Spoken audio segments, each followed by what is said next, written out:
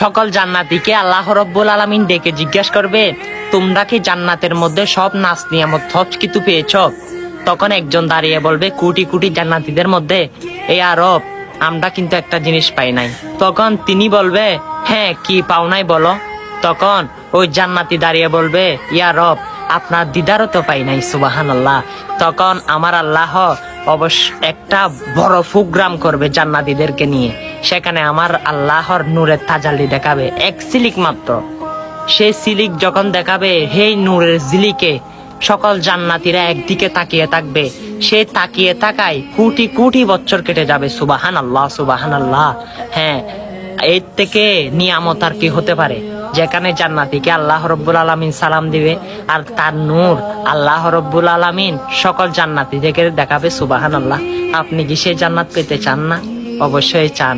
জান্নাতের নিয়ামত খেতে চান না? অবশ্যই চান। তাহলে ভিডিওটা শেয়ার করে সকল মানুষকে শুনিয়ে দিন, তারা যেন জান্নাতের আশা করে। আমিন।